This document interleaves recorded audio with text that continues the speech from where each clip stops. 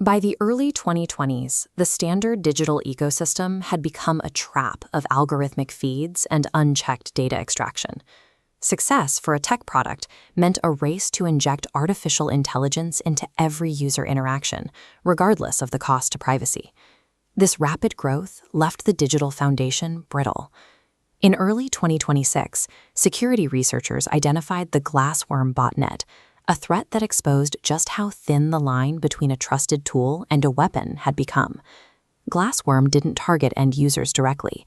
It poisoned the open-source supply chains that developers rely on, hiding malicious code inside the very updates meant to keep systems secure.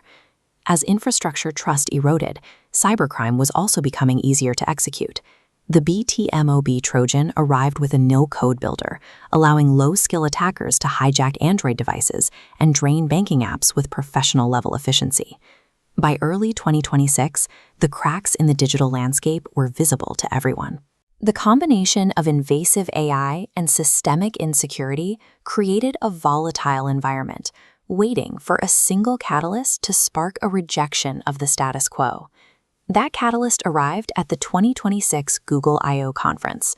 The company announced that AI overviews would now be mandatory for all searches, removing the option for users to view traditional link-based results by default. The response was a rare, unified pushback. Users cited a loss of control, pointing to AI hallucinations and the burying of primary sources as proof that the search experience was becoming less reliable for actual research. The data shows this wasn't just online complaining. Within a week, DuckDuckGo, a privacy-focused competitor, saw its mobile app installs surge, peaking at nearly 38% growth on May 26th. Looking at the secondary line for the dedicated No AI portal, the message is even clearer. The 27% spike here suggests that users weren't just fleeing Google. They were specifically looking for a way to opt out of AI-generated answers. This mass migration marked the moment the user revolt moved from a niche concern to a measurable shift in how people interact with the most powerful tools on the internet. This desire for control soon reached the world of mobile photography. For years, phone manufacturers used heavy-handed algorithms to automatically enhance photos, often producing images that looked smooth, bright, and artificial.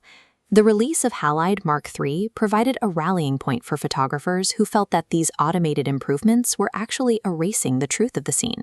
Halide's approach relies on physically accurate film simulation.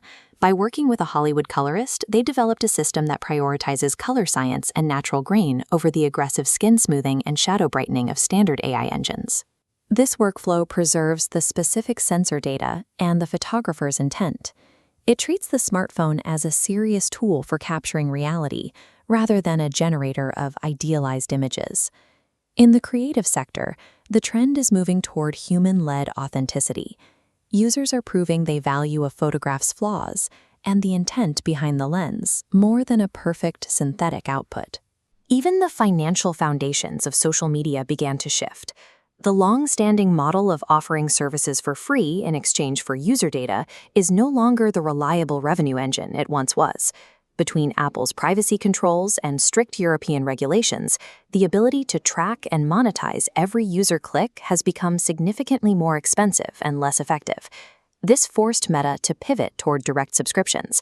For the first time, users can pay monthly fees, ranging from $3 for WhatsApp to $15 for professional tiers, to access features that are no longer subsidized solely by advertisers.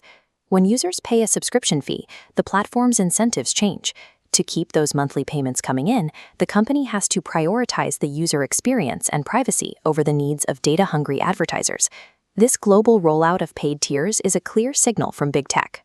The era of unchecked data extraction is reaching its limit, and companies are searching for a more stable relationship with their users.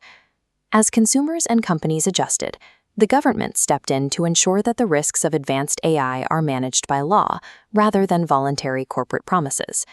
Illinois Senate Bill 315 emerged as a national model.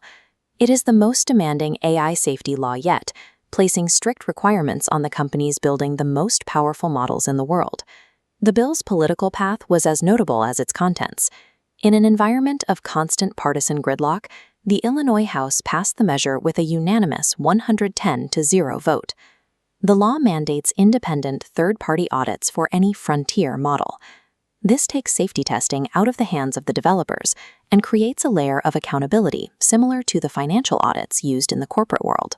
The focus is on high-stakes security, preventing these systems from being used to develop biological weapons or launch large-scale cyber attacks against infrastructure.